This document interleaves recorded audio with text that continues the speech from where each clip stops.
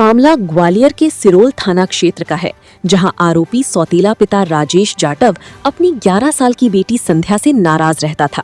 वजह सिर्फ इतनी थी कि बच्ची पड़ोसियों से बातचीत करती थी और मोबाइल चलाने की जिद करती थी, जिसे लेकर आरोपी अक्सर गुस्से में रहता था। घटना वाले दिन 24 मई को भी किसी बात को लेकर विवाद हुआ, जिसके बाद आरोपी ने पहले बच्ची को जलती हुई लकड़ी से पीटा और फिर उसका गला दबाकर मौत के घाट उतार दिया। मासूम की हत्या करने के बाद आरोपी ने शव को ठिकाने लगाने की साजिश रची।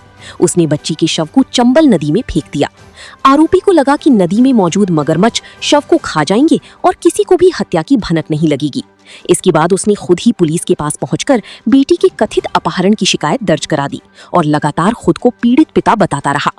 मामले की जांच के दौरान पुलिस को आरोपी के बयान और घटनाक्रम में कई अंतर नजर आए। पुलिस ने जब तकनीकी सबूतों और मौका मुआयना करने पर मिली जानकारी के आधार पर आरोपी से सख्ती से पूछताछ की तो वो टूट गया। पूछताछ में उसने पूरी वारदात कबूल करते हुए हत्या और शव को चंबल नदी में फेंकने की बात कबूल कर ली।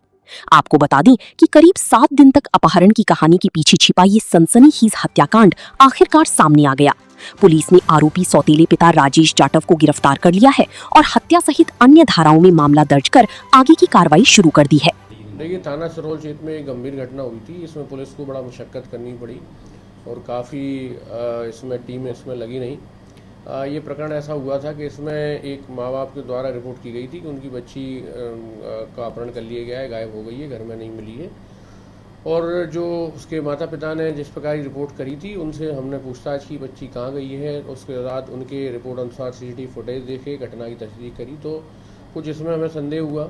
संदेह पर हमने उनकी और जटिलता से उनसे पूछताछ की, तो कुछ चीज़ों पर उनके पिताजी के जो स्टेटमेंट थे बच्ची के, वो चूँकि सौतेले बाप थे और जो कहानी थी वो थोड़ी संदेह में थी।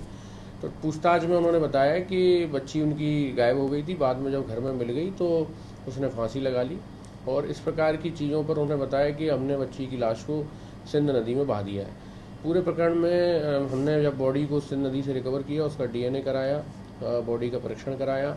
बाद में फिर लगातार पूछताछ के बाद उनके बाप ने, जो लड़की के सौतेले पिता हैं, उनसे उन्होंने कबूल किया कि हमने ही लड़की को मारा।